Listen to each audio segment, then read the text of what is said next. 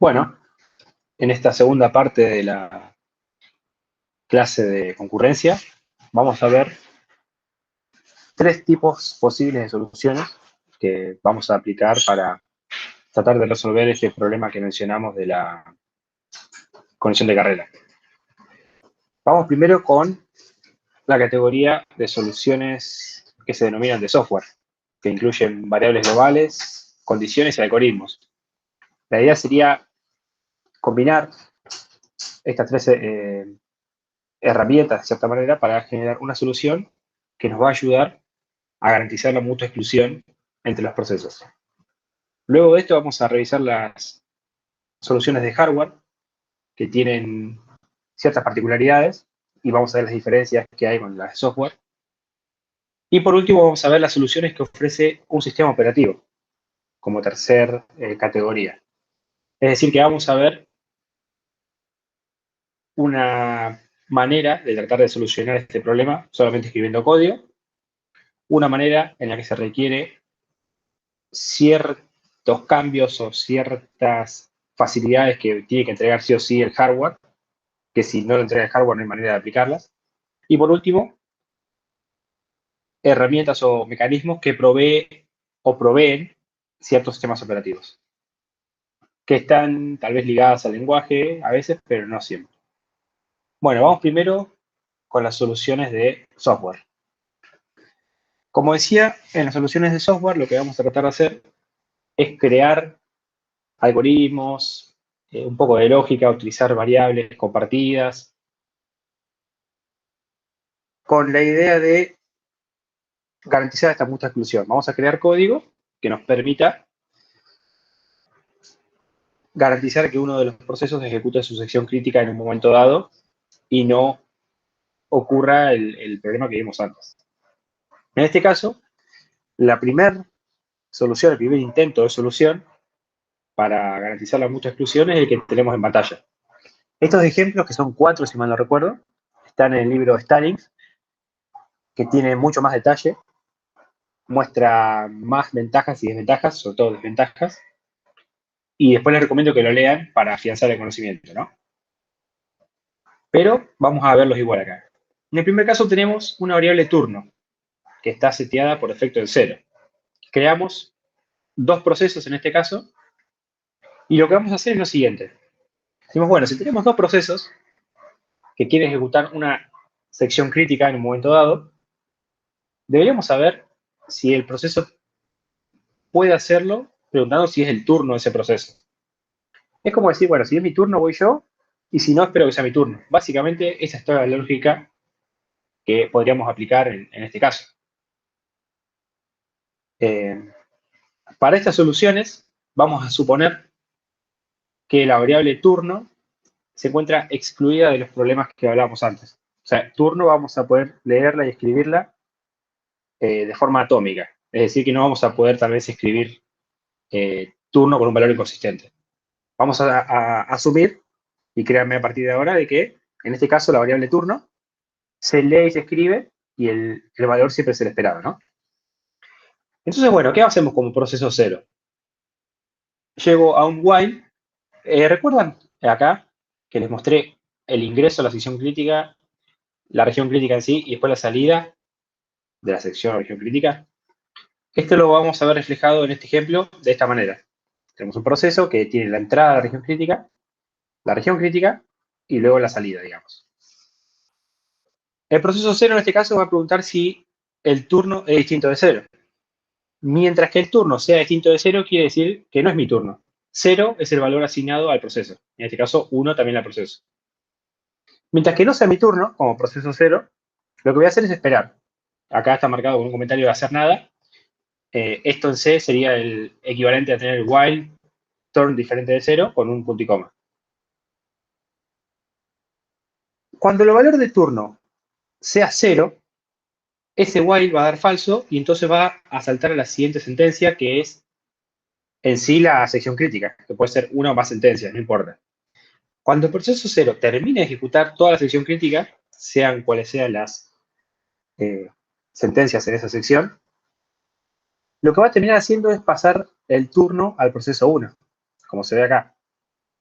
Entonces, si comenzamos la ejecución con el valor turno en 0, el único que va a poder ejecutar la sección crítica va a ser el proceso 0. Porque el proceso 1 va a ver que turno vale 0, se va a quedar acá esperando hasta que turno valga 1. Y el único que puede entrar es el proceso 0, porque turno vale 0, 0 distinto de 0, false, como es falso, salta la sección crítica. Cuando finaliza, hace que turno valga 1. Si el proceso 0 vuelve a ejecutar, por alguna razón, este código y quiere entrar de vuelta a la sección crítica, se va a encontrar con que turno ya no vale 0, vale 1, porque el mismo proceso 0 lo pasó a 1. Entonces se va a quedar esperando acá. Ahora el turno es el proceso 1. Entonces el proceso 1, si ya había llegado o está llegando en este momento a la sección crítica, va a poder entrar, porque este valor vale 1. Entonces pareciera ser que con este intento solucionamos, ¿no?, el problema que veníamos mencionando de mucha exclusión. Pero esto tiene una que otra desventaja. ¿Se les ocurre qué desventajas pueden aparecer acá? Esta es la parte que hay que pensar y que es un poquito difícil, pero vale la pena. Overhead puede ser. Bien, bien. En un momento toqué sin querer, pero sí hay overhead porque acá hay un concepto que vamos a definir ahora, que vale la pena ya tenerlo en cuenta, que se denomina espera activa o busy waiting en inglés. Esto es que un proceso pregunta todo el tiempo por el valor de una variable para continuar. Se queda ciclando, preguntando por el valor de la variable todo el tiempo. Y no importa la cantidad de veces que ese proceso o hilo consulte por el valor, la variable no va a cambiar a menos que un proceso o hilo externo lo cambie. Quiere decir que de cierta manera el proceso se queda consultando por un valor todo el tiempo de forma casi inútil, porque no va a cambiar el valor a menos que ocurra un evento. Sería mejor tener algún tipo de evento que nos avise, ¿no?, que, che, cambió el turno, ahora sí entra. Pero en este caso no tenemos otra opción. Estamos, como decíamos, usando condicionales, ciclos, variables compartidas. Uno de los problemas que vamos a enfrentar es el aumento del overhead por la espera activa. No nos queda otra que el proceso llegue a esta sentencia y se quede esperando todo el tiempo preguntando y ejecutando la misma sentencia hasta que turno sea uno. Así que muy bien, esa es una de las cosas. ¿Qué otra desventaja ven?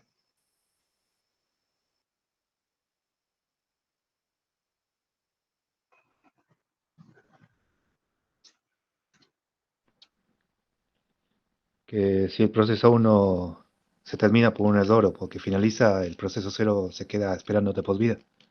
Efectivamente, esa es otra desventaja muy importante. Si esta línea nunca se ejecuta y el proceso 0 ya pasó el turno al proceso 1, y esta no se ejecuta porque o el proceso 1 finaliza, o tiene un error, o simplemente no vuelve a ejecutar este código, el proceso 0 no va a poder entrar nunca más a la sección crítica. Y esto es algo que habíamos definido como que era malo, porque un proceso tiene que poder entrar a la sección crítica cuando lo requiera. Entonces, ya tenemos dos desventajas. La primera podríamos aceptarla, decir, bueno, mira, tenemos overhead, no es lo mejor, pero funciona igual. Ya con este caso, no, porque en este caso, ante una falla o un proceso que finaliza, nos quedamos sin la posibilidad de que el otro continúe. Partiendo también desde este punto que mencionaste, tenemos un caso más, que es el caso en el que sí o sí los procesos tienen que ejecutar de forma alternada. O sea, tiene que pasar del proceso 0 al 1, del 1 al 0, del 0 al 1, y así hasta que terminen. ¿Qué pasa si el proceso 0 quiere ejecutar su sección crítica 27 veces y el 1 7 veces nomás? No va a poder nunca terminar el proceso 0, la ejecución de sus 27 ciclos, a menos que el proceso 1 haga 27 ciclos sobre este mismo código. Entonces es un poco inútil en ese sentido este approach, porque requiere de muchos supuestos y de que los procesos sí o sí se intercalen. Y hay otra cosa que no se ve tanto acá porque es solo dos procesos, pero ¿qué pasa si yo tengo 15 procesos? Tengo que definir un valor de turno para cada proceso, voy a tener 15 posibles valores, y aparte van a quedar sincronizados en forma de de cola, digamos. Vamos a terminar fijando el orden de ejecución en el código. Queda hardcodeado ese orden. Y eso no es tan bueno a veces. De hecho, casi nunca es bueno a menos que sea estrictamente necesario. Así que con todas estas desventajas, vemos que si bien tratamos de resolver el problema y parecía que lo logramos, hay algunas cosas que, algunas características o circunstancias que se dan en este algoritmo que realmente son más inútiles que la solución que estamos buscando. Entonces, vamos a tratar de mejorar esto.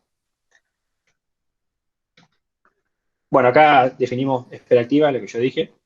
Es una técnica en la cual proceso de hilo, una porción de código, evalúa si la condición... leí compilada, no, es cumplida. Si se cumple una condición, y para eso necesita ejecutar el procesador. Y algo que me gustaría agregar después acá, lo voy a agregar en el PPT, pero se los digo a ustedes, es que no importa la cantidad de veces que el proceso o hilo consulte, eso no va a cambiar el valor de la condición, no va a cambiar el resultado de la condición. La condición se va a modificar muy probablemente por un proceso o hilo externo al que consulta. Como decía, es considerada una mala práctica, a menos que no quede opción o para casos muy particulares. Acá está, mira, yo me adelanto siempre. Tengo un problema con las PPTs de que si no me muestra toda la información en el momento me termino adelantando. Justamente lo que decía, que vos podés consultar la condición muchas veces y si no se cumple, vas a seguir preguntando y vas a tener que esperar un evento externo que no está. Y por otro lado, el overhead, que había mencionado correctamente cuando vimos la espera activa. Bueno, vamos a la segunda solución. Esta solución lo que va a intentar hacer es, ok, yo no quiero depender más de el orden de ejecución de otro proceso, porque antes sí o sí leíamos por un valor en particular, que era por el turno de 1, y lo ponía en 0. Con esto hacía la sincronización, digamos, que iba 0, 1, 0, 1 todo el tiempo.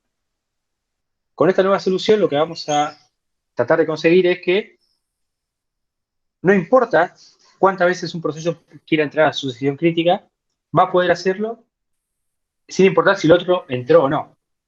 Entonces, para esto creamos un array de booleanos, que los dos valores en este caso van a ser falsos. El valor 0 del flag implica que el proceso 0 no está ejecutando sucesión crítica. Y el flag sub 1 es para indicar que el proceso 1 está o no está ejecutando sucesión crítica. Entonces, por ejemplo, en el primer while que tenemos acá, lo que vamos a preguntar es si el proceso 1 está en sucesión crítica. Entonces, vengo con proceso 0, por ejemplo. Llego a este while, digo, ok, puedo continuar solo si el proceso 1 no está en la sección crítica. Si está en la sección crítica, esto va a dar true y lo vamos a quedar esperando. Como las condiciones iniciales eran que no estaba en la sección crítica el proceso 1, esto da falso, entonces ingreso. Cuando ingreso, aviso, fíjense que acá hay la diferencia, ¿no? Este dice flag sub 1, este flag sub 0. Acá aviso como proceso 0 que voy a entrar a la sección crítica. Es como que pongo una marca que digo, ok, ahora estoy usando yo la sección crítica. El proceso ingresa y está ejecutando. Supongamos que acá se interrumpe la ejecución y pasa el control al proceso 1, como vimos que pasó, ¿no?, en el ejemplo.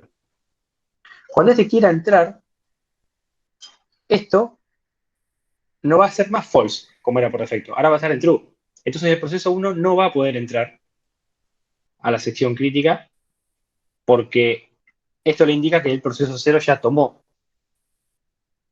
la posibilidad de ejecutar su sección. Cuando el proceso 0 ponga su flag de vuelta en false, recién va a poder continuar acá. Bueno, volviendo a la ejecución, este se quedó esperando acá. Cuando el proceso 0 finalice la ejecución de su sección crítica, va a decir, ok, acabo de terminar, entonces el valor de flag sub 0 va a ser false, queriendo decir que cualquier otro proceso es libre de ingresar a su sección crítica. Bien, acá hace lo mismo, ¿no? No voy a explicar lo mismo otra vez, pero es básicamente la misma idea. Mientras el proceso cero no esté esperando, perdón, no esté ejecutando, puedo entrar y ejecuta y lo mismo. Entra y sale, ¿ven? Aquí pone el true y el false, es lo mismo. Perdón, pero no estaría entendiendo cuál es la diferencia entre el ejemplo anterior y este. Sí, sí en lo que está escrito, pero no entiendo en qué beneficia este. En este, nosotros sí o sí teníamos que tener la alternancia, porque cuando yo entro acá y ejecuto esto, turno vale uno y no va a dejar de valer uno. Y el único proceso que puede entrar después de que turno valga uno es el proceso uno. ¿Eso se ve claro? Eso se ve claro. Bien, ahí sí o sí, después del cero va el uno y después del uno va el cero. En este caso, supongamos que el proceso cero ejecuta su sección crítica, ¿no? Esto le dio falso, porque no estaba el proceso uno acá. Entró, ejecutó su sección crítica y salió. Digamos que el proceso uno no pasó nunca por acá. Y el proceso cero quiere volver de vuelta a ejecutar este porcentaje de código. ¿Va a poder hacerlo? ¿Cómo? Perdón. El proceso cero ejecuta esos pasos, ¿no? Sí. Perfecto. Sale todo bien. Ahora el proceso cero quiere volver a ejecutar los mismos pasos. Antes no podía hacerlo. Ahora, ¿puede hacerlo? Ah, perfecto, está bien, sí. Sí, ya entiendo lo que soluciona. No es necesario Exacto. que esté alternando. Efectivamente. Entonces con esto sacamos la alternancia como problema. O sea que Y acá así, no hace falta tener la misma cantidad de instancias de proceso cero como del uno, digamos. Si querés ejecutar 35 procesos cero y 17 procesos uno, puedes hacerlo. en realidad deberíamos, a fines del ejemplo, ¿no? Deberíamos numerar cada proceso con un número distinto. Claro, Lo que sí vamos a tener sí o sí es un array de flags, uno por cada proceso. Eso sigue ok, existiendo, porque vamos a tener que avisar cuál proceso está en su sección crítica para que los otros no puedan entrar. De bien. todos modos, no es muy Y escalable. seguís teniendo espera activa. La espera activa sí, sigue estando. Eso es algo que Bien, lamentablemente en las soluciones de software no lo vamos a poder deshacer. ok. Pero lo malo que me gustó lo que mencionaste es que esto para escalar no es un problema. Pues yo debería preguntar por el flag de uno y el flag de 2 y de 3 y de 5 y de 7 y de todos los otros que haya, menos el mío, para entrar. Porque debería entrar a mi sección crítica si ningún otro proceso está en su sección crítica. Entonces, esto no es escalable. Si bien funciona entre dos procesos, no es escalable. Pero tiene otro problema. ¿Cuál es el otro problema que tiene esta solución? Y que es más grave todavía. A mí se me ocurre que puede llegar a pasar que los dos entren en Critical Section al mismo tiempo. No, ¿Cómo por que? tema de assembler. A ver, trata de explicarlo. De última te ayuda. Eh, bueno, no sé si puedo explicarlo también, pero se me ocurre que si tratan de entrar los dos al mismo tiempo, quizás no están, cuando hace el cambio de flag, porque quizás entra en el while, pero hasta que hizo el cambio de flag el otro puede todavía entrar. Entonces hasta ahí una línea de diferencia. No sé si se entiende lo que voy. Sí, sí se entiende. Y si bien, no sé si es exactamente el caso que mencionaste, pero es algo muy parecido. Puede pasar lo siguiente. Este proceso viene y lee el flag de uno, ¿no? El flag de uno está en falso ahora. Entonces ingresa. Cuando ingresa acá, ocurre una interrupción. Ocurre una interrupción, no llegó nunca a ejecutar este flag sub 0 true, ¿no? Se quedó parado justo antes de esta sentencia. Pasa la ejecución al proceso uno. ¿Y qué pregunta proceso uno? Si el flag es verdadero o falso. Por default era falso y este nunca lo Entonces va a llegó a entrar. cambiar. Entonces entró. Entró el proceso uno y este no se interrumpió, este siguió ejecutando. Siguió y dijo, bueno, ahora flag sub 1 es true. Y, sí, es verdad, entramos a la sección crítica. Yo no me acordaba si entramos o no. La pone en 1, entra a la sección crítica. Y este también la pone en true, perdón, y entran. Y los dos pueden ejecutar su sección crítica al mismo tiempo. O sea que efectivamente, como bien dijiste, esto no resuelve el problema que veníamos a resolver, que era la ejecución concurrente de la sección crítica por más de un proceso. Con el afán de resolver el problema inicial que teníamos acá, añadimos el problema que queríamos resolver. Entonces, esto no nos sirve. Hasta acá vamos bien, ¿se entiende? Esta parte es un poco densa porque requiere mucho razonamiento, pero sale igual. Así que si tienen dudas, pregunten nomás. Yo tengo una duda. ¿Puede ser que otro problema que tiene es que jamás entre? Puede pasar que jamás entre, que como tenés los dos while en falso, puede ser que quede bloqueado ahí. O A ver, este es falso. Ese está en falso. Se queda Pasa cuando esperando. está en falso, sale del while. Ah, claro, sí, al revés. Por eso que entró la acción crítica, exactamente. Pasa lo contrario. Como es falso, sale del while. Y si llega a ser true, no va a pasar de que esto se evalúe en true a menos que ya hayan ejecutado la acción crítica. Entonces estamos en el caso que hablamos recién. Si no, se quedaría, si esto fuese true, se quedaría en el while esperando, como habías dicho. Pero eso es algo Perdón, que... Sí. el flag 2 de arriba, en realidad sería flag 1 en C, ¿no? No, el flag 2 es la definición de un array que tiene dos posiciones. Flag sub 0 y flag sub 1. Claro, ok, bien, sí. Y la posición en el array indica el proceso. Este sería el flag para el proceso 0, este es el flag para el proceso 1. Por eso consultamos de esta manera cruzada. Bien, así que en este caso, podría suceder que ambos procesos ingresen a su sección crítica, lo cual es lo malo. Vamos a tratar de resolver eso. ¿Qué tal si movemos esta línea que decía flag 0 true o flag 1 true afuera del while, arriba del while? Y después preguntamos por el flag del otro. Entonces, el cambio que introduce esta tercera solución, este tercer intento de solución, mejor dicho, es que primero voy a decir, ok, yo ahora voy a entrar a la sección crítica.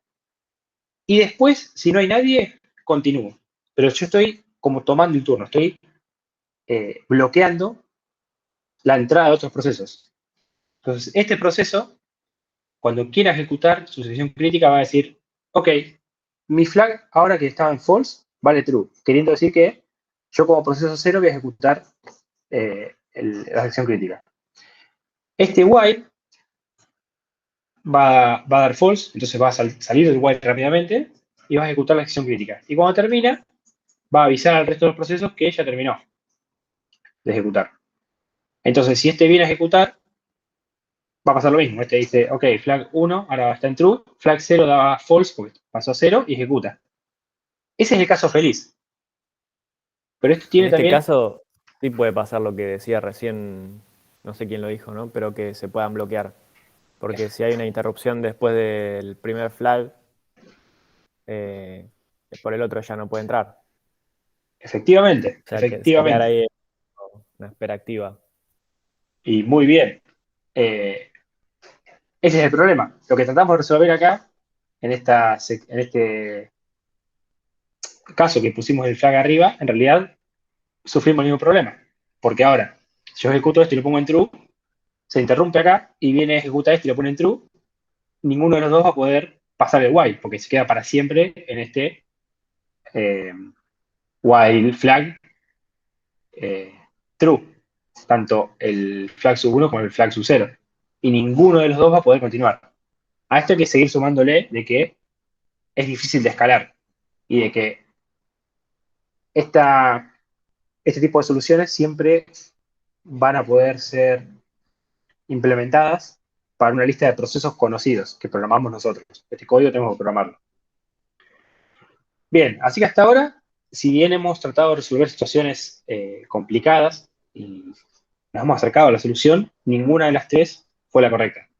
Vamos a un cuarto intento. En este cuarto intento, que es un poquito más complejo que los demás, hacemos algo similar, pero lo que agregamos es si el otro. O sea, yo voy a tratar de tomar el permiso para usar la sección crítica. Pero si el otro la está usando, voy a soltarla, espero un ratito y después la tomo de vuelta y pregunto una vez más. Esto viene a ser algo así como,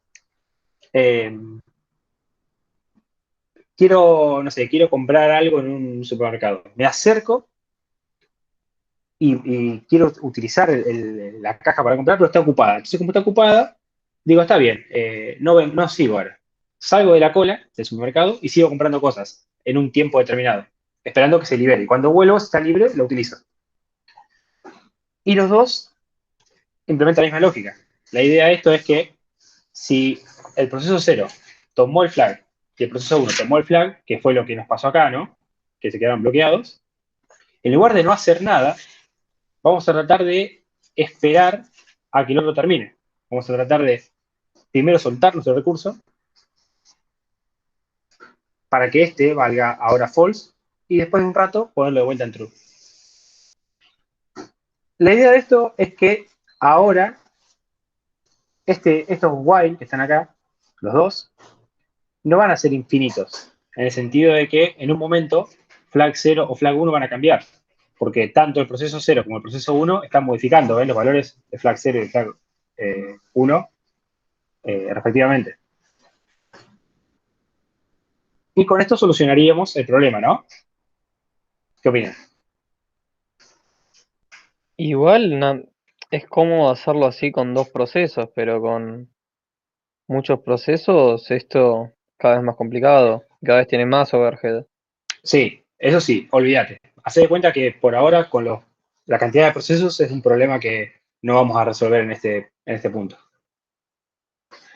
Si bien podríamos aplicar una especie de modularización de este código, la realidad es que no es muy escalable, ¿no? Pero volviendo a los dos procesos, y supongamos que tenemos que resolver este problema. ¿Creen que esta es la solución que estábamos buscando o tiene algún tipo de desventaja?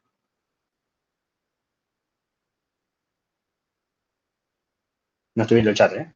Así que si hay algo en el chat. Yo estoy pensando por lo menos.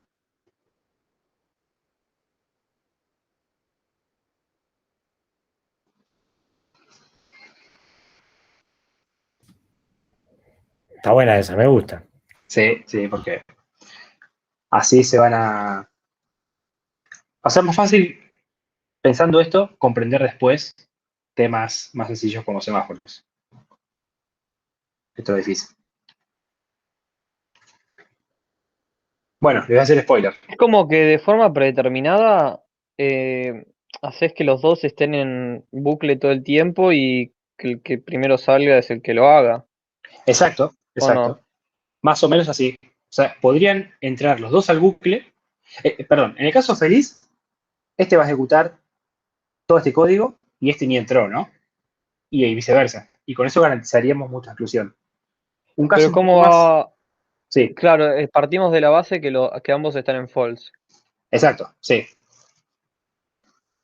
Ahora, supongamos que buscamos el caso no tan feliz, que era el caso que enfrentamos acá, que era que este pedía el turno y cuando preguntaba por el otro que se había bloqueado y lo puso en true, quedaron los dos en true, se bloqueaban entre sí, en el while. Acá podría pasar algo muy similar, que no es lo mismo, pero es muy similar. ¿Por qué? Entra este, lo pone en true, se bloquea. Viene este, lo pone en true, se bloquea. Tanto este como este están en true, entonces los dos entrarían al while. Y en el while lo que van a intentar hacer los dos es soltar su turno, o sea, volver a setear esto a false, para que el otro pueda entrar. Pero ¿qué pasa si los dos ejecutan todo su ciclo de while al mismo tiempo? Los dos van a setear el flag en false, como está en esta línea, ¿se ve? Los dos van a esperar un tiempo, y si el tiempo que tardan de delay es distinto, uno va a poner su valor en true y el otro no llega a hacerlo. Entonces, cuando este ponga el valor en true, esto sigue en true y este sigue en false. Porque este nunca. Perdón, y este no volvió a cambiar. Entonces, uno de los dos se va a desbloquear.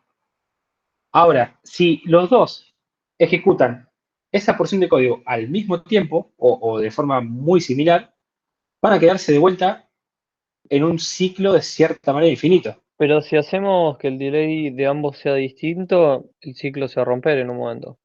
Exacto. De alguna forma le damos prioridad a uno, pero por Exacto. lo menos salimos. El problema de eso es que no puedes garantizar que siempre el delay sea distinto. Y ¿A qué te referís? que vos suponete que decís, le pongo un random de tiempo que se ejecute, ¿no? En ambos casos. Y ese random de tiempo puede ir de 1 segundo a 15 segundos, por ejemplo. Si uno espera 1 segundo, el otro espera 15 segundos, el que esperó 1 segundo va a poder continuar. Y va a salir del while y ejecuta su sección crítica. Y el otro no, el otro se quedó y ahí resolvimos el problema. Pero ¿qué pasa si el delay es el mismo y se quedan siempre esperando por el estado del otro? ¿Qué pasa si los dos llegan a ejecutar Pero el ¿por qué el bloque? delay sería el mismo? Esa es mi pregunta. Si Porque no podés nosotros lo garantizarlo. definimos. Pero no podés garantizarlo. ¿Cómo Pero no lo garantizarías con un sleep no. de cuánto? Le pones a uno, por ejemplo, a uno le pones un sleep de 100 y a otro un sleep de 200. ¿Por qué no funcionaría? Porque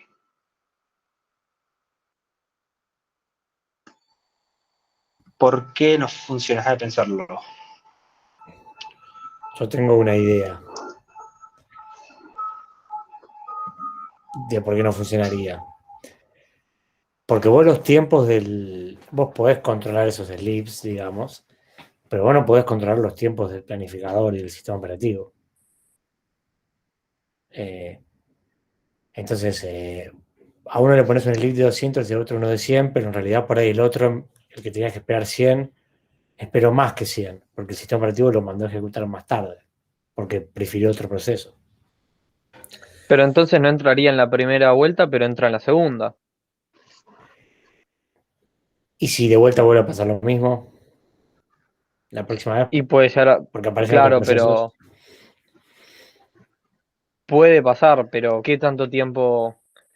Estamos ya hilando a un punto en que estamos yendo a un porcentaje pequeñísimo que es prácticamente nulo porque el tiempo que tarda esto y la memoria que consume un while de este estilo es bastante corto. O bueno, a mí se Exacto, me ocurre. exacto. Eso es verdad, pero ese es el problema que queremos resolver. No deberíamos permitir que suceda. Ya que suceda en un porcentaje mínimo, implica que la solución no es correcta. Porque nosotros estamos tratando de erradicar totalmente la posibilidad de que se queden bloqueados o de que ejecuten la sección crítica al mismo tiempo. Si existe una posibilidad de que eso ocurra, no estamos brindando la solución correcta. Porque, por ejemplo, si esto es para un sistema de uso cotidiano, de qué sé yo, en una oficina que hace contaduría de pequeños negocios, tal vez no sea un problema. Pero si es el software de un avión o de un respirador artificial o cosas por el estilo, no podemos permitir ningún tipo de situación en la que ocurra, por ejemplo, un bloqueo. Es por eso que si bien esta es la que más se acercaría a una solución correcta, por lo que estuvimos hablando, por el hecho de que es improbable que se bloqueen, no lo garantiza. Y el no garantizarlo automáticamente hace que esto no sea la solución adecuada. ¿Se entiende? Y no es que estamos hilando finos para decir de que no se podría aplicar, sino que lo que estamos tratando de hacer es erradicar esa posibilidad. Si sigue ocurriendo, no pudimos erradicarlo. Entonces, estamos cerca, pero no hemos llegado. Se entiende, perfecto.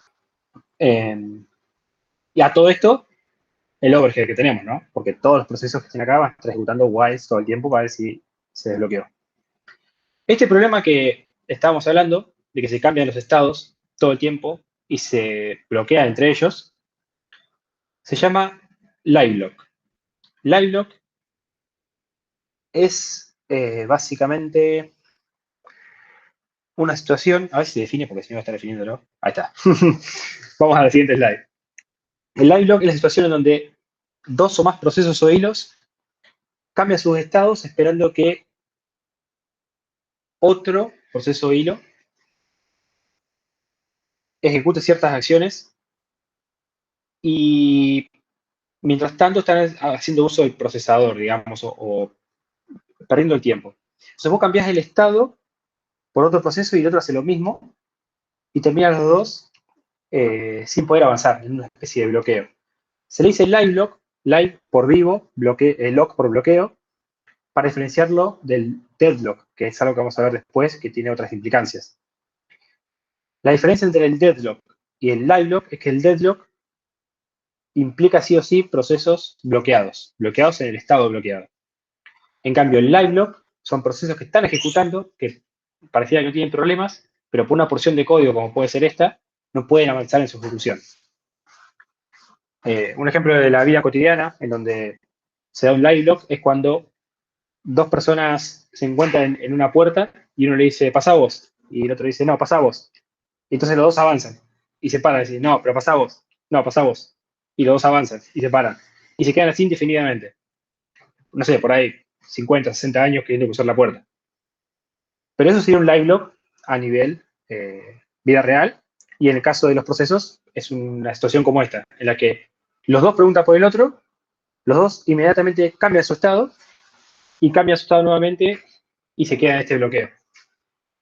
Puede pasar que se desbloquee, digamos, esa situación, que es, no sé quién fue el que lo dijo, no estoy viendo los nombres, pero si los delays son distintos y la ejecución se dio de tal manera de que uno pudo salir del ciclo, ya está, no hay más live lock.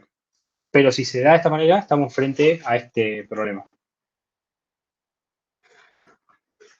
Bien. Y el anterior no era live lock, digamos, en el que solo va, o sea, siguen ejecutando un while, ¿no? Digamos, Exacto. O sea, también es.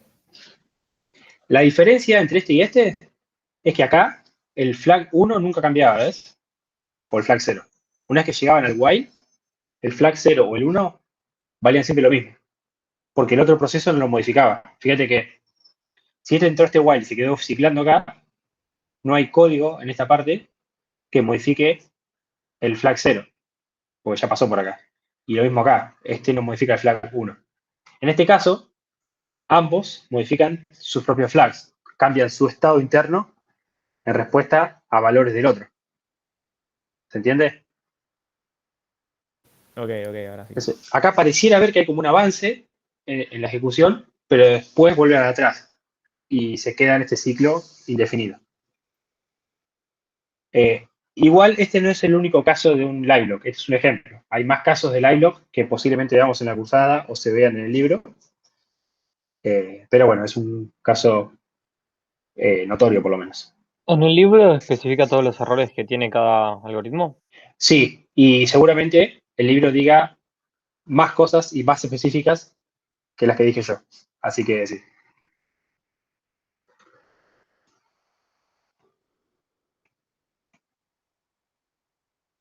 Bueno, conclusiones, y ya cerramos la primera parte. Las desventajas de las soluciones de software son que, primero, como todas implican espera activa, tenemos que usar el procesador para hacer nada, para preguntar si puedo avanzar nomás. Y la verdad que es un desperdicio de los ciclos de CPU. Y por el otro, como hemos visto, todas las soluciones están propensas a errores. Ninguna nos garantizó la mutua exclusión correctamente.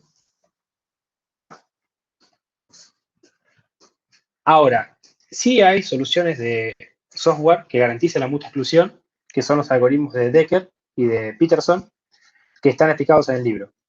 Nosotros no ahondamos en esto y no los tomamos, solamente queremos que sepan que existen. Lo que nos importa, como cátedra y para el momento de los parciales y la práctica, es que entiendan las soluciones de software, cómo trabajan, qué es la espera activa, qué es un live lock y cuáles son los problemas que se encuentra uno cuando quiere implementar soluciones desde el código, desde, casi diría yo, código de usuario. Estos dos ingenieros, diría yo, o matemáticos, creo que Decker era matemático, lograron solucionar este problema con un código similar al que estuvimos viendo, pero con muchas más condiciones y consultas a flags. Si ustedes ven el código, van a ver que es similar a este, pero es un poco más extenso, es un chorizo, y cada paso tiene su explicación. Pero ese código sí garantiza la mutua exclusión. Bien. Hasta acá. ¿Alguna duda? ¿Venimos bien? No estoy leyendo el chat, como decía. El chat está respondido por ahora. Perfecto. Vamos a pasar a la segunda categoría de posibles soluciones, que son las de hardware. Las soluciones de hardware, como decía, implican cambios en el hardware en sí que soporta el sistema operativo, en donde los procesos están ejecutando. En este caso, una de las posibles soluciones es, che, pero no habíamos dicho que si deshabilitamos las interrupciones, no existen interrupciones en el código que puedan parar la ejecución. Sí, bueno, podríamos hacer eso, podríamos deshabilitar las interrupciones y entonces ejecutar lo que queremos ejecutar. Nadie va a interrumpir. Y cuando terminamos, habilitamos de nuevo las interrupciones. Entonces garantizamos de que ningún proceso, cuando esté en situación crítica, sea interrumpido. Entonces parece una solución muy buena y hasta incluso mejor que las demás. Lo que le vamos a decir ahora es a todos los procesos que quieran ejecutar una sección crítica es deshabilitar las interrupciones, ejecutar lo que quieran ejecutar y habilitarlas nuevamente. ¿Qué creen que puede pasar acá? Ventajas y desventajas.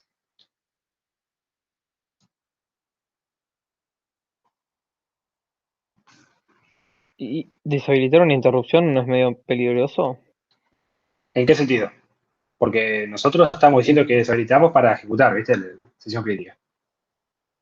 Está bien, pero si una interrupción se da porque es necesario, tiene una urgencia el sistema que debe resolverse en el momento.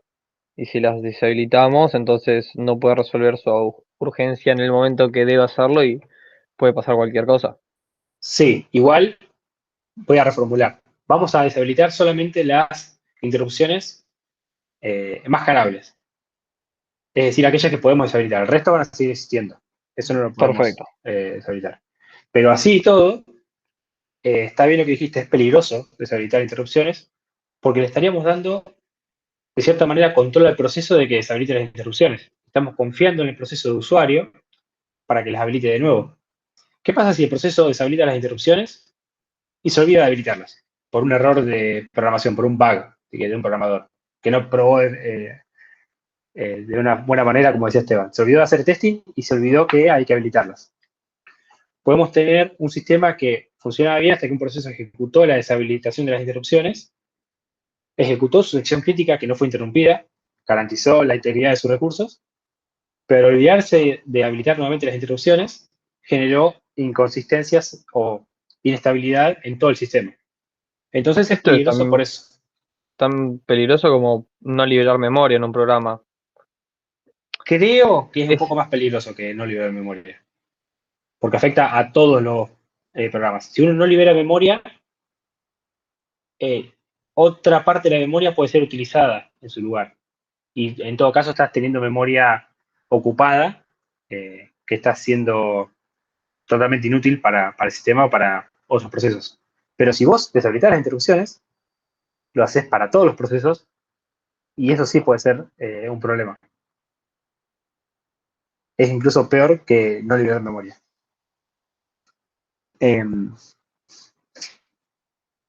Hay otro problema también, que es un poco más complicado de darse cuenta. Pero imagínense que cuando hablábamos de deshabilitar las interrupciones se deshabilitan por procesador. Es decir, que yo a un procesador le digo, procesador, interrupciones deshabilitadas. ¿Qué pasa si yo tengo más de un procesador? Yo tengo más de un procesador y tengo varios procesos que tienen secciones críticas y los mando a ejecutar. Yo le puedo decir a este que deshabilite interrupciones y a este que no lo haga por otra razón, y al final puedo terminar teniendo el mismo problema de una inconsistencia, porque no se pueden deshabilitar todas las interrupciones al mismo tiempo en todos los procesadores. Eso es algo que no podemos hacer. No podemos, como proceso, deshabilitar las interrupciones en todos los procesadores. Solamente podemos hacerlo en un procesador. Entonces, deshabilitar las interrupciones, conociendo lo peligroso que puede ser y que no deberíamos olvidarnos de habilitarlas nuevamente, también implica que lo hagamos en un contexto en el que hay un solo procesador. Resumiendo, es una opción buena, una solución que existe y es útil, pero tiene que hacerse en un periodo muy reducido de tiempo y en situaciones en las que hay un solo procesador. Porque si no, nos encontramos con estos problemas. No es lo recomendable de todas maneras. Vamos a ver después cuál es la más recomendable de todas las que estamos viendo. Pero esta existe y se puede implementar. Se deshabilitan las interrupciones, se ejecuta la sesión crítica, se habilita nuevamente. Y ya. ¿Hasta ahí estamos bien? Sigamos.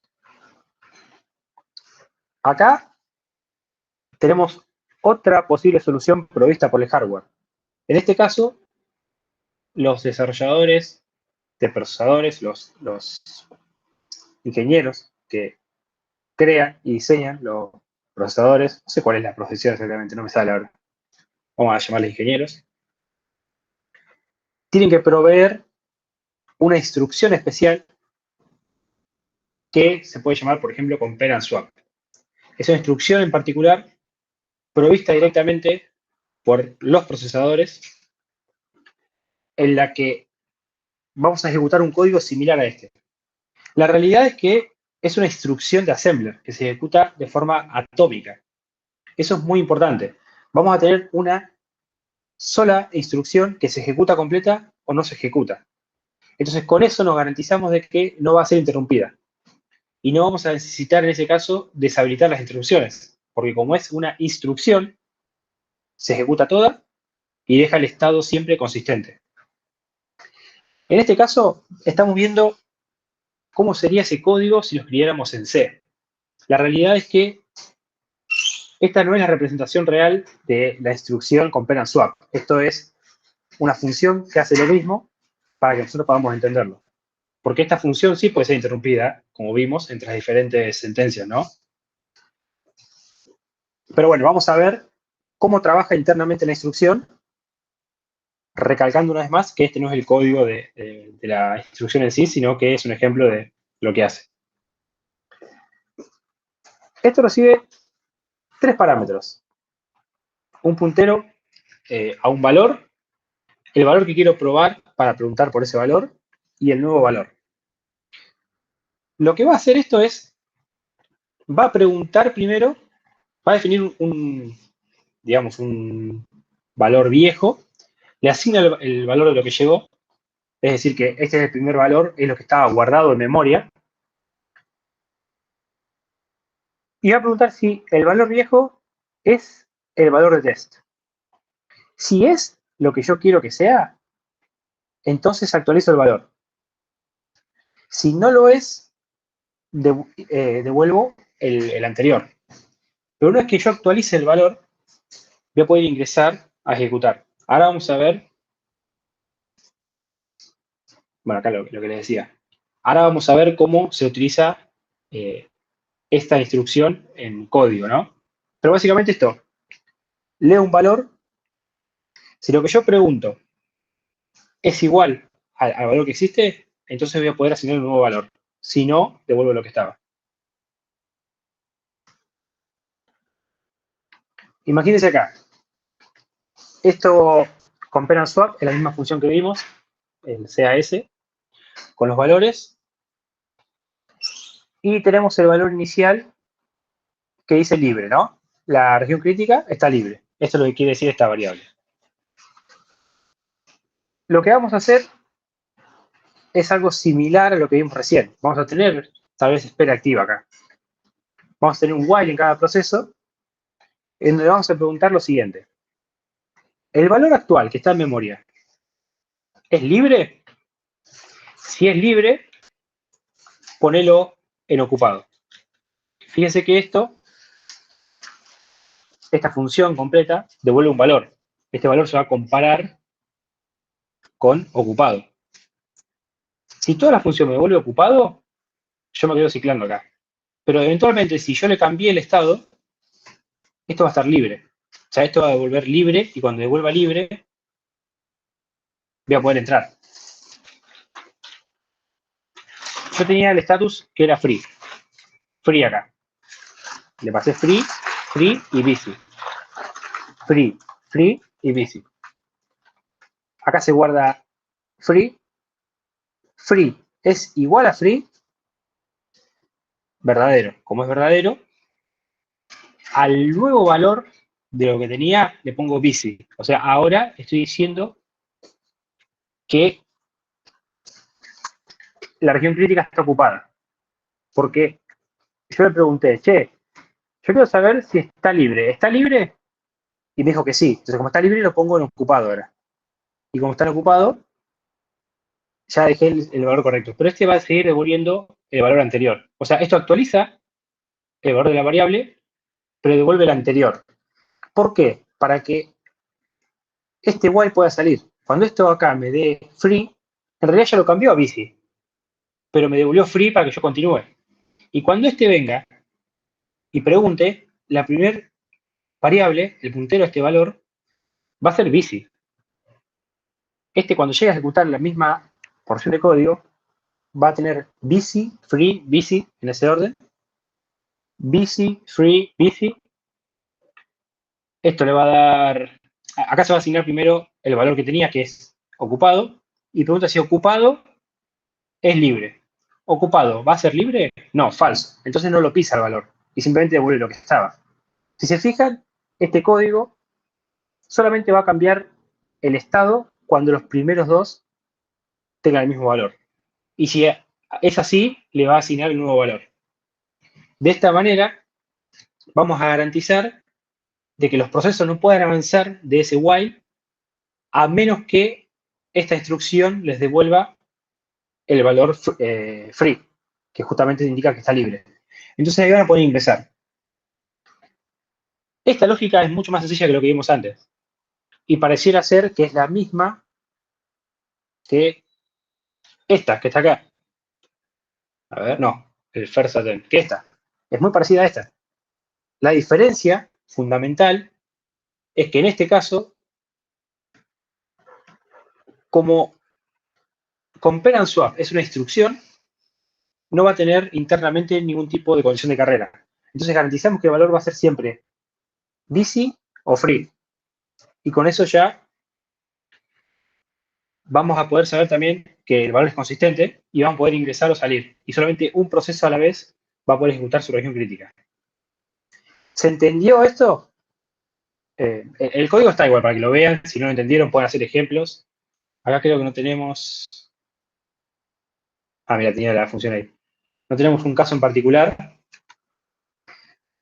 Pero si lo prueban en computadora o a mano, se van a dar cuenta de que solamente si este valor es free, va a poder ingresar. Si es busy, se va a quedar acá todo el tiempo. Hasta acá, dudas, consultas. Les prometo que ya se termina la parte complicada de la clase. ¿Cuáles serían las ventajas y desventajas? La ventaja de este es que al ser una instrucción no puede ser interrumpida. Entonces, no importa cuándo se ejecute esta instrucción, el resultado va a ser siempre un valor consistente, digamos. Otra ventaja es que, como habiendo dicho lo que dije recién, puedes llamar a esta función desde cualquier proceso. Porque todo proceso que quiera entrar solamente tiene que preguntar si la sección, perdón, si el valor de critical region es free, es este. Si es free puede entrar. Entonces no precisamos conocer la existencia de ningún otro proceso del sistema. Otra ventaja es que esto funciona en entornos multiprogramados, con multiprocesamiento.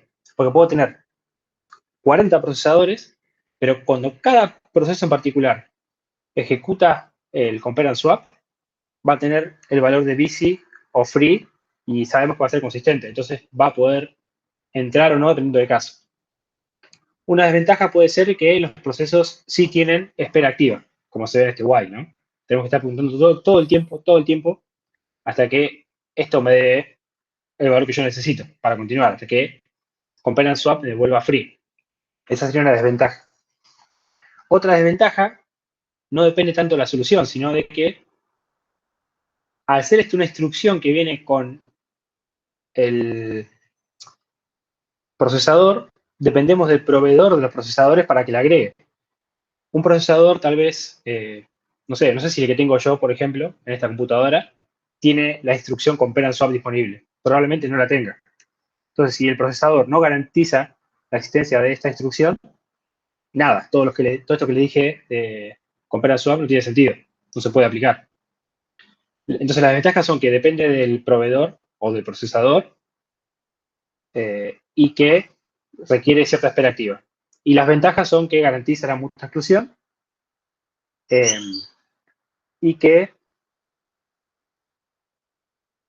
funciona en entornos multiprocesamiento, con varios procesadores. Bien, creo que terminó la parte difícil. Ahora, como última solución, tenemos una instrucción especial que se denomina Atomic Increment. Una que otra variación, la idea es medio la misma. Se provee una instrucción en particular que lo que hace es aumentar el valor de un contador en 1. Entonces yo digo, che, el contador este que me da problemas, ahora no le sumo yo el valor, no le pongo más, para que esto se me desglose en al menos 3 o 4 instrucciones de assembler y pueda ser interrumpido. Uso esta instrucción. Esta instrucción me garantiza que cuando yo le pase el puntero de la variable, me aumente el valor de la variable en 1. Y como tengo valor aumentado en 1, ya está. Es consistente y listo. Y usamos solamente esta instrucción. Esto es buenísimo para una operación en particular, por ejemplo, operaciones básicas de sumas, restas, divisiones tal vez, muy comunes, pero no resuelve casos más complejos. Esto sirve solamente para operar sobre ciertos valores. Nos garantiza que las operaciones sobre ciertos valores sean consistentes, pero no nos sirve este caso particular para, por ejemplo, resolver sincronización a la hora de entrar a una sección de código. No nos resuelve esto el problema que buscábamos resolver en la sección crítica. ¿Se entiende? O sea, lo resuelve para un caso particular, que son las operaciones aritméticas básicas, pero no lo resuelve para porciones de código complejas como teníamos, no sé, tal vez acá. ¿Hasta acá estamos bien? Vamos a pasar al último tema ahora, que es el más relevante. Sí, una cosa por ahí para aclarar, para agregar, es que en estas soluciones de hardware que estuvimos viendo, el código que hay que usar para eventualmente poner la solución es un poco más sencillo, ¿no? que el código que había que poner en las soluciones de software. Esa puede ser una ventaja comparativa, ¿no? Que en general nos acercamos a soluciones donde pones una sentencia arriba, abajo, digamos. Incluso la del compare and swap no tiene mucha complejidad, es poner una sentencia de una llamada y listo, digamos, ¿no? Y después al final cambiar el valor de la variable. Mientras que las soluciones de software eran más complejas, ¿no? Así que nada, agregar eso. Exacto. Y después también, ya que lo decís, las soluciones de software, todas requerían espera activa. En las de hardware, al menos deshabilitar interrupciones, y el Atomic Increment no lo requiere. Pero bueno, acá hemos visto soluciones que han tenido ventajas y desventajas. Algunas funcionan, otras no. Algunas funcionan y tienen mucho costo. Otras no funcionan al 100% y son más baratas, pero los casos que no resuelven no nos sirven. Entonces, seguimos sin encontrar algo que justamente sea una solución, ¿no? Lo que estamos buscando es que esta solución sea eficiente, que reduzca el tiempo de espera del proceso al mínimo, que sea más simple de usar y de entender, porque tal vez como decía Esteban, las de hardware son más sencillas, pero tampoco son tan fáciles de usar y de usar, sobre todo, porque tienen que ser provistas por el hardware y de entender, si hablamos de las de software, son bastante complejas también. No se entiende muy bien todo hasta que no analizamos varias veces. Y aparte hay que pensar que esas soluciones de software hay que agregarlas en código, nosotros a mano, en cada proceso. Y por otro lado, necesitamos una solución que nos provea mecanismos extras para poder coordinar tareas entre diferentes procesos o hilos, cosa que ahora mismo no tenemos o no conocemos. Y como resolución se nos presentan los semáforos. Los semáforos son básicamente una variable definida en los procesos y compartida, que solamente, definida en memoria del sistema operativo, y accesible por los procesos a través de funciones como wait y signal. Wait y signal son syscalls. ¿Cómo funciona esto a grandes rasgos?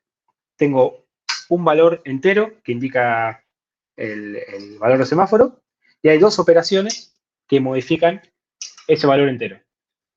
El sistema operativo se encarga de implementar el código de wait y de signal y de modificar y de ejecutarlas, y se les provee a los usuarios en forma de syscall, como vimos el write o el fopen, etc. Se van a asumir estas variables y funciones como atómicas, en el sentido de que, si bien son funciones en alto nivel, a diferencia de compare and swap, que le había aclarado que era una instrucción, estas son funciones que están escritas en código C, por ejemplo. Pero vamos a tener la garantía de que no van a sufrir los problemas de condición de carrera. Y ahora vamos a ver por qué no lo sufren. Entonces nos vamos a asegurar con esto de que resolvemos todos los problemas que veníamos planteando.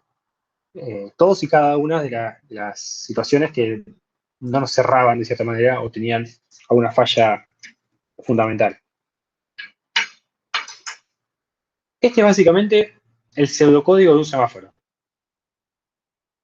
Se define una estructura que tiene un entero y un tipo cola, que en realidad la cola podríamos decir que no sé, es un array de punteros, por ejemplo.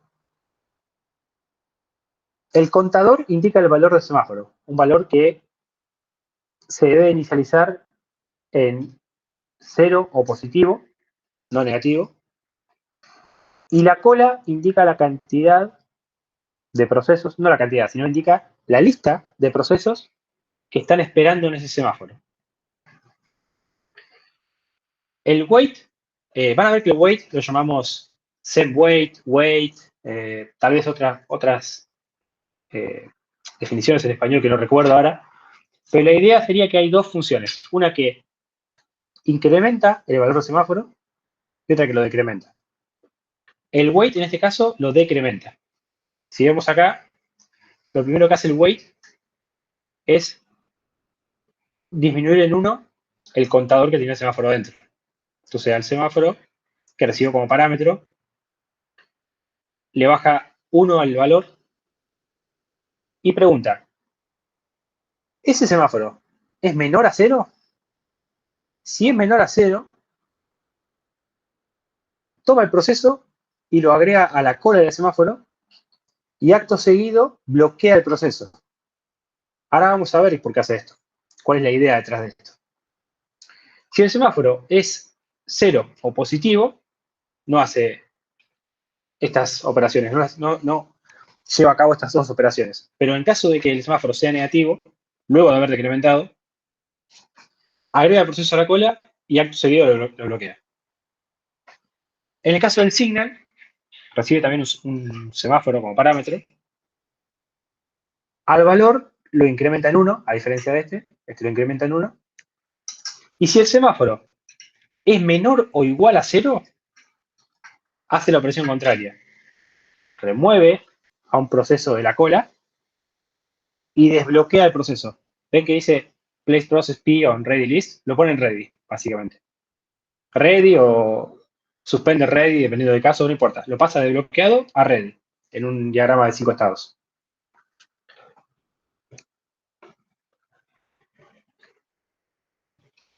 ¿Hasta acá se entiende esto? Ahora vamos al caso en particular, en donde vamos a ver cómo se usan y por qué son la mejor solución. O la solución, mejor dicho. A ver si tengo... Les voy a mostrar esto rápidamente para que vean cómo se deberían, digamos, escribir, en qué lugar se deberían agregar los semáforos. Ahí está, agregar los semáforos en el código para que tenga sentido. Antes de entrar a la región crítica, tenemos que hacer un wait sobre el semáforo.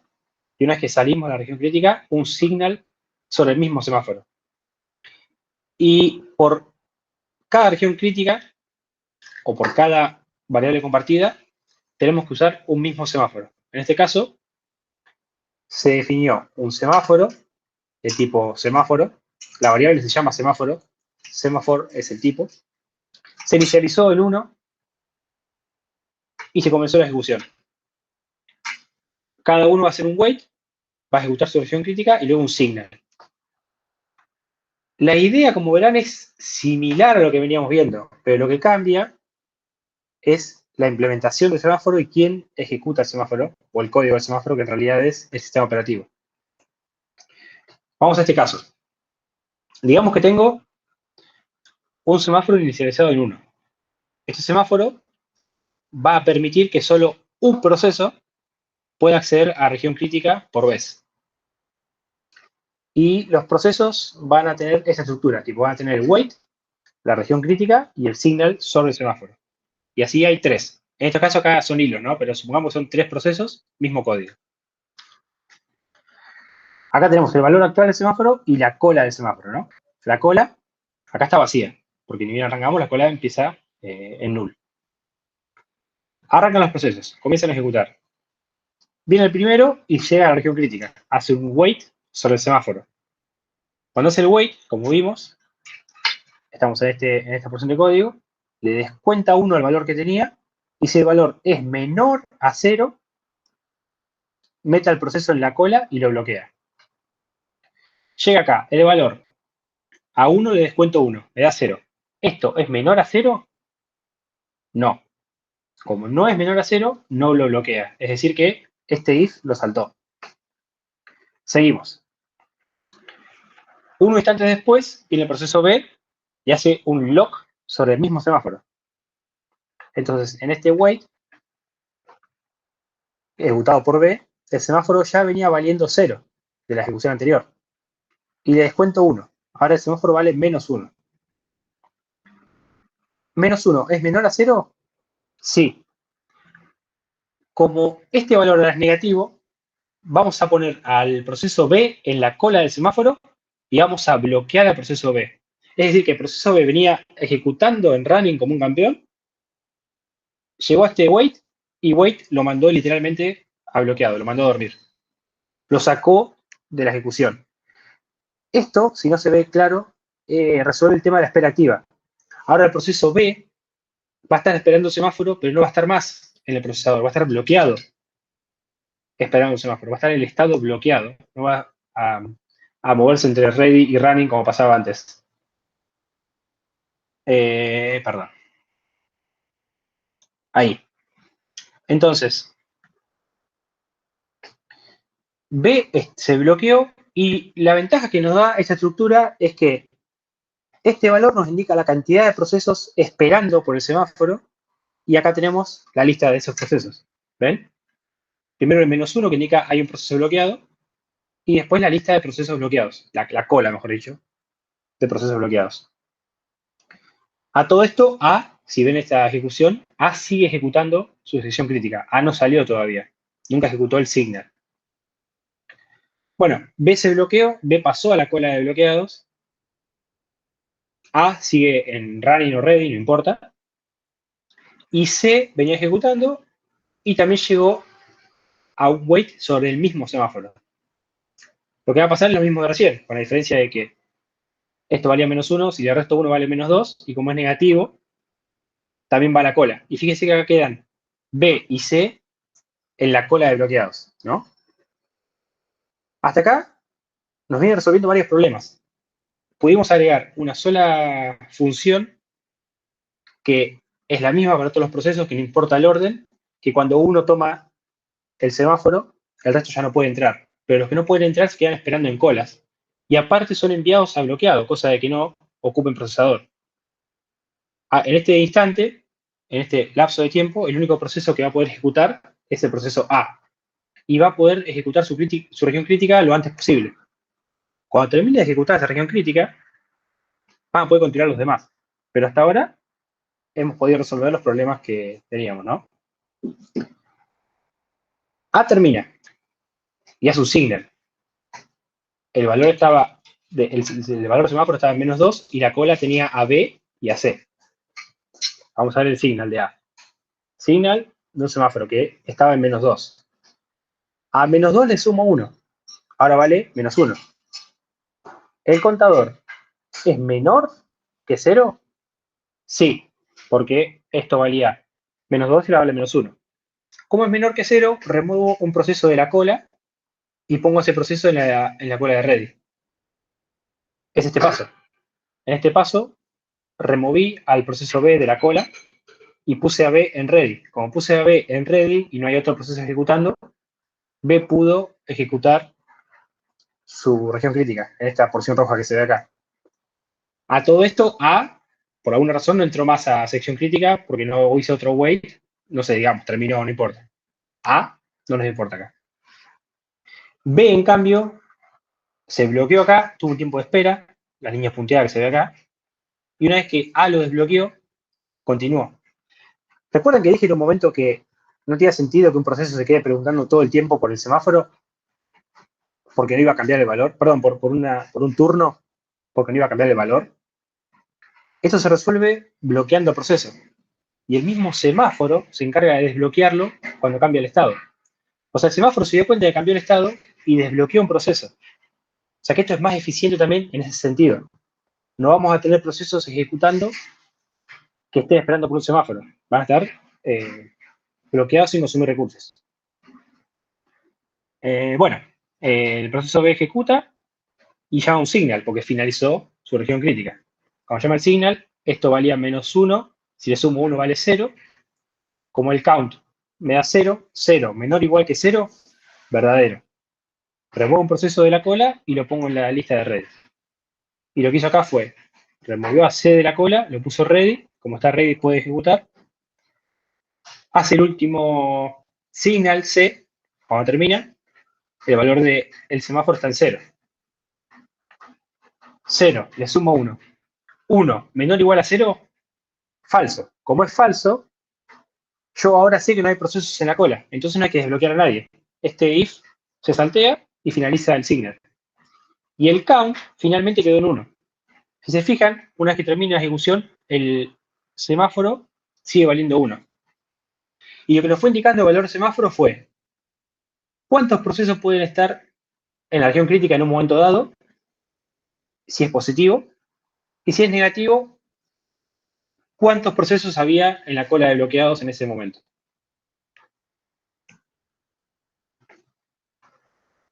Y esto es bueno, sería el ejemplo que acabo de explicar con código, ¿no? Cómo se ubicarían el waiting signal en cada caso. ¿Alguna duda hasta acá? ¿Se entendió? No estoy viendo el chat, como siempre. Se entendió, se entendió. Perfecto. Se entendió. Lo único, o sea, está bien. Son funciones atómicas, ¿no? No garantizan la mutua exclusión, no generan la espera activa. O sea, hasta ahí venimos todos re bien.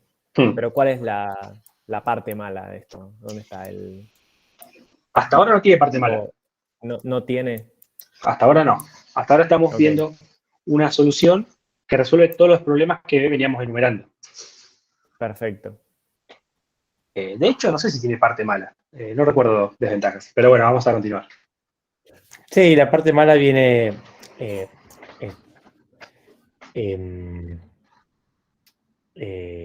viene porque aparecen después otras soluciones más buenas que ya escapan un poco por ahí a la materia. Nosotros vamos a ver por ahí monitores ahora como un acercamiento, pero aparecen otras soluciones de más alto nivel que se paran arriba de los semáforos y por ahí hacen que los semáforos no sean lo más usado por ahí en algunos casos, ¿no? Pero sí, de alguna manera, en el estadio de lo que estamos estudiando hasta ahora, está dentro de las mejores soluciones, digamos. Sí. Efectivamente, si mirás el ejemplo que tenemos en pantalla, seguís teniendo que poner un wait y un signal, o sea, un poco de código en un lugar y en otro, y seguís teniendo que inicializar un semáforo con un valor.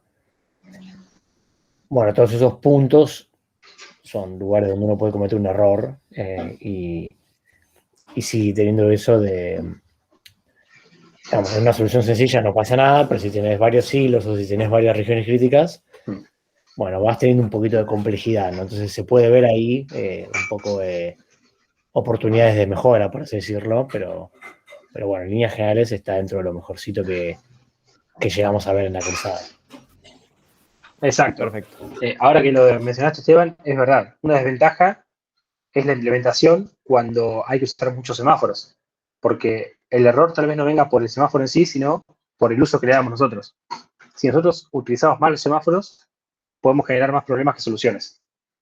Pero no es en sí un problema de la solución en sí, del semáforo, sino de el desarrollador que usa los semáforos. Un mal uso, ubicar mal los semáforos en el código puede generar serios problemas. Bueno, acá no mucho más. Esto es algo que ya lo habíamos visto de cierta manera antes, solamente que antes de la región crítica se pone el semáforo. La siguiente sentencia tiene que ser parte de la región crítica. No conviene poner el semáforo al principio de todo el programa y el semáforo al final, porque eso haría que terminemos ejecutando procesos de forma en serie y no en paralelo, de forma serial, y no estaríamos utilizando la multiprogramación.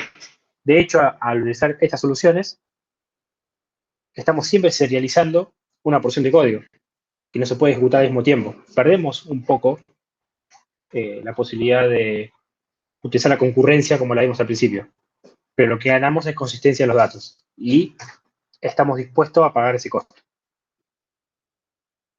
a asumir ese costo. Bueno, otro uso de los semáforos, este es un uso para forzar a mutua exclusión. Otro uso es para coordinar tareas, de decir, por ejemplo, ok, yo como hilo 1 tengo que sí o sí finalizar una tarea para que el hilo 2 la pueda ejecutar. Entonces yo como hilo 1 puedo de cierta manera notificar al hilo 2 que la tarea que tenía que realizar está lista. Y el hilo 2 no tiene por qué esperar y preguntar todo el tiempo si está lista, sino que si llega a ese punto donde tiene que leer información que como hilo 1 acabo de generar y no puede leerla, el hilo 2 se puede bloquear y hace que el sistema sea más eficiente en general, que el uso de los recursos sea más eficiente. Porque el hilo 2 se va a bloquear y va a esperar bloqueado hasta que la información esté disponible. La idea es muy similar a lo que vimos recién, pero tiene otra finalidad. El hilo 1 ejecuta su tarea 1, que tiene información que le sirve al hilo 2, y cuando termina de ejecutarla dice, hilo 2, la tarea 1 está completa. En realidad no le dice al hilo 2, hace un signal del semáforo. Al hacer este signal, este hilo 2 se va a desbloquear. Si se fijan, la tarea 1 completa está en 0. Quiere decir que la tarea no está completa en este caso. Recuerda que los semáforos no se inicializan, no son booleanos, son valores enteros. Si queremos indicar un valor falso, usamos el 0, por defecto. Entonces, ¿la tarea está completa? No. Cuando la tarea se complete, al valor le aumentamos 1. Cuando aumentamos este valor en 1, este signal es el mismo signal que vimos acá, misma idea. Aumenta en 1, no hay nada bloqueado, no desbloquea nada, continúa. Y una vez que continúe, este hilo 2, si estaba bloqueado, se va a desbloquear y va a continuar. Y si no estaba bloqueado, va a poder ingresar y hacer la tarea 2. ¿Se entiende la idea? Es similar a esto, a esta implementación para mutua exclusión, pero acá como no tenemos en realidad variables compartidas entre el código que está acá arriba y el de acá abajo, lo que hacemos en realidad es avisar entre hilos que una tarea se completó para que el otro continúe y utilice información que fue generada anteriormente. Básicamente eso es para sincronizar.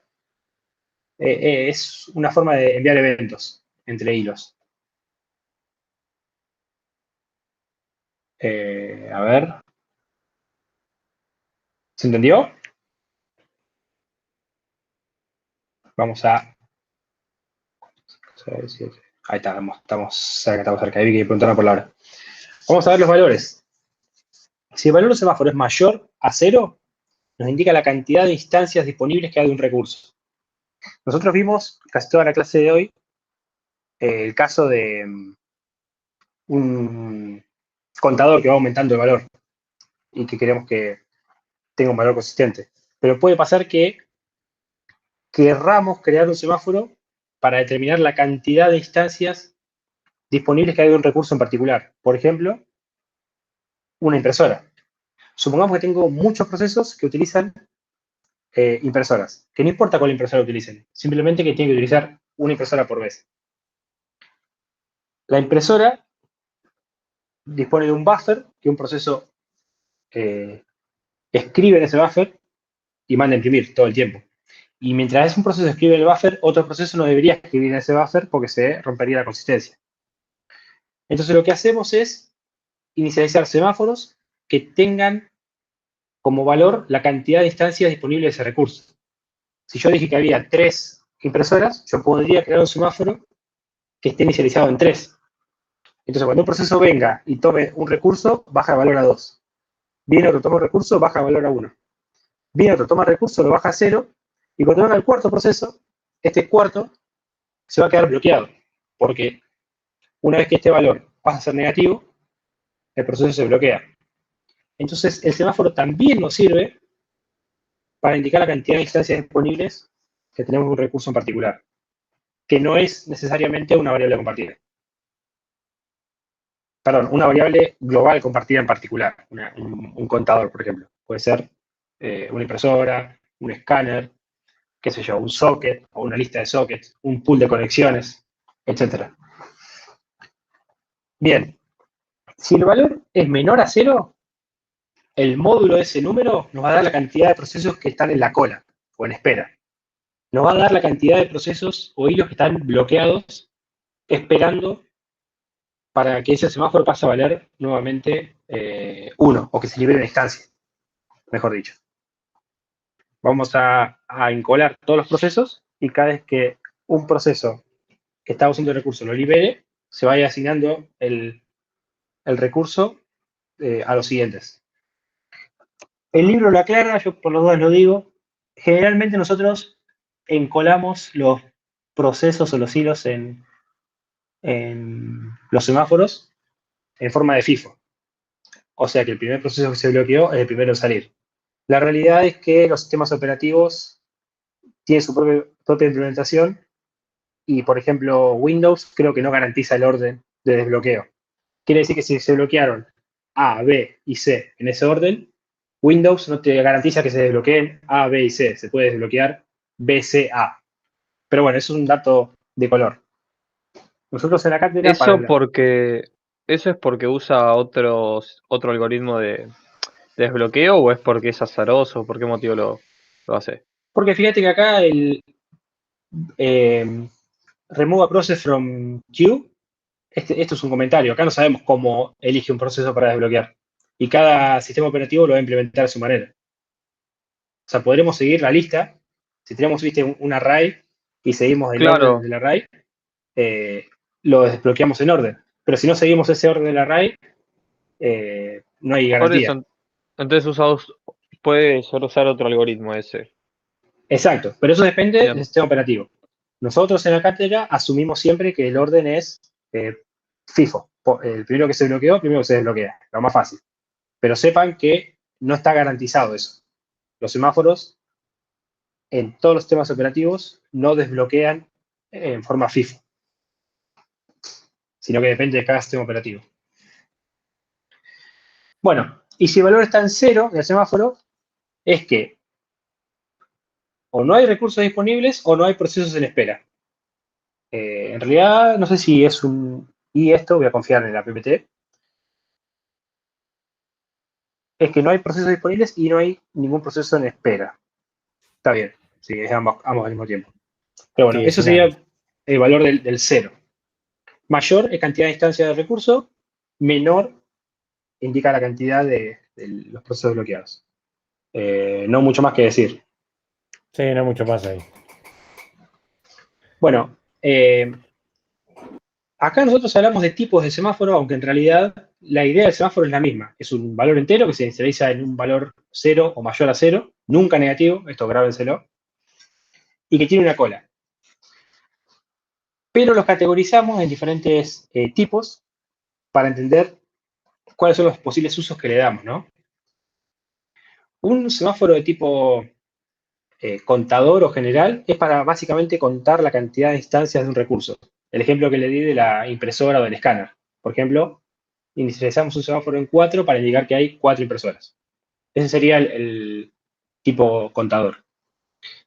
El tipo binario varía de valor entre 0 y 1 y generalmente se usa para coordinar tareas. Es el tipo que vimos acá. Este ejemplo. Va de 0 a 1 y solamente sirve para que se habilite, digamos, una luz verde para que otro proceso siga. Y el mutex es el caso que sirve para la mutua exclusión, que es este. Ahora, la realidad es que entre los tres tipos de semáforos no hay gran diferencia. Es simplemente cómo lo usamos. Porque todos se inicializan igual, todos son números enteros y todos tienen cola. La diferencia es el tipo de uso que le damos nomás. Si es mutex, lo utilizamos justamente para mutua exclusión. De hecho, ahí viene mutex. Binario es para paso de mensajes y el contador es para indicar cantidad de recursos. A mí personalmente no me interesa categorizarlos tanto. Tal vez sí cuáles son los usos, pero bueno, damos todavía los tipos que hay. Bueno, acá lo que les decía. No me acordaba que viene PPT al respecto. Tengo que repasar las PPT antes de la clase. Básicamente que el orden de la cola no siempre se garantiza. Nosotros usamos FIFO, pero nunca lo sabremos.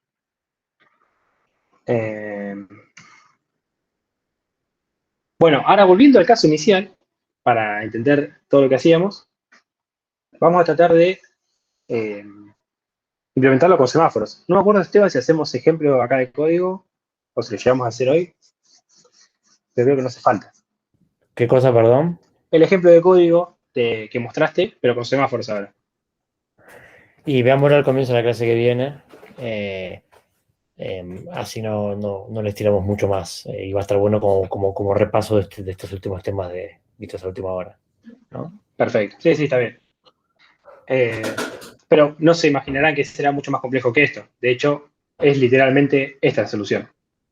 Exactamente. Esto es lo que vamos a ver en el código y que va a funcionar. Y que siempre el valor ahí nos va a dar 300.000. Bueno, después hay semáforos provistos por bibliotecas POSIX, así que esto conviene más verlo en código también, les va a servir para el TP. De hecho, van a tener que implementar semáforos en el TP. Y la pregunta que había que responder, que es la última que nos queda, es, ok, todo esto es hermoso, pero ¿qué pasa si se interrumpe el código dentro de wait o de signal?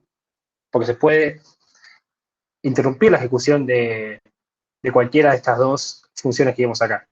No tenemos ninguna garantía de que acá no se interrumpa. Bueno, ¿qué hacemos en este caso? Implementamos o una solución de software o una de hardware, de las que vimos. El algoritmo de Decker, el de Peterson, como soluciones de software, o deshabilitar las interrupciones con pen and swap como soluciones de hardware. Pero estas las aplicamos solamente adentro del código de wait y de signal. Por ejemplo, acá pondríamos, antes de wait, le ponemos un deshabilitar interrupciones y después habilitar. O le ponemos con pen and swap y que ejecute, y acá lo mismo. Como ahora ese código va a estar en un solo lugar, es mucho más difícil generar inconsistencias. Y aparte este código es el sistema operativo, o sea que no va a cambiar. Entonces los semáforos funcionan porque implementan una de las otras posibles soluciones que existen y luego ejecutan esta porción de código. Y con eso ya garantizamos que nunca nos vamos a encontrar con los problemas que mencionamos el día de hoy. Bueno, hay otro tipo de solución para lidiar con el problema de concurrencia, que son los monitores.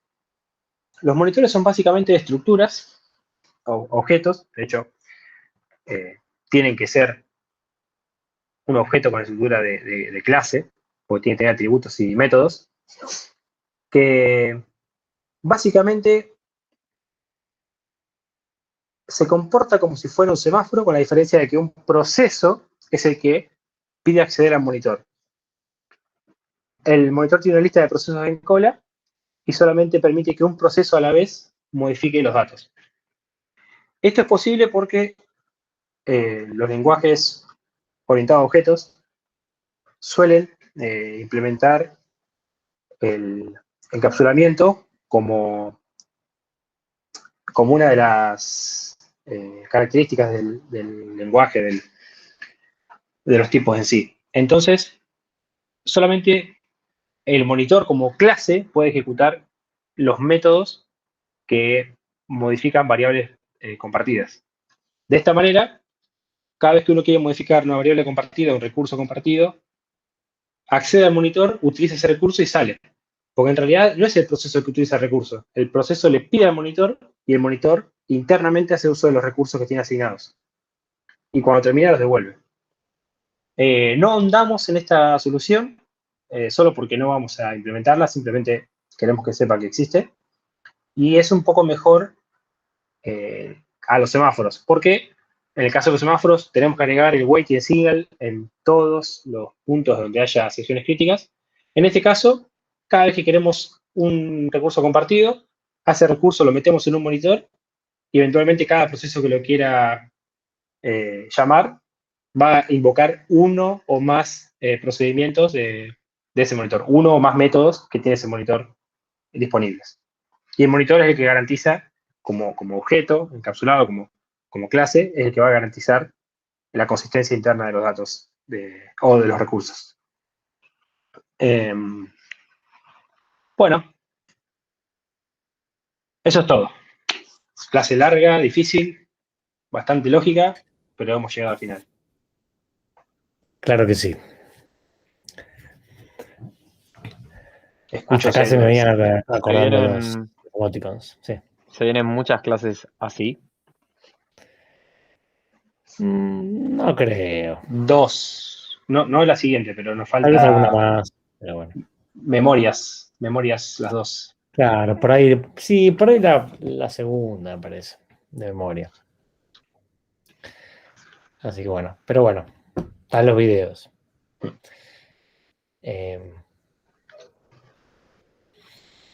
Bueno, no sé si no hay ninguna duda. Si quieren cerramos, dejamos de grabar. Y ya cerramos. Ahí va. Yo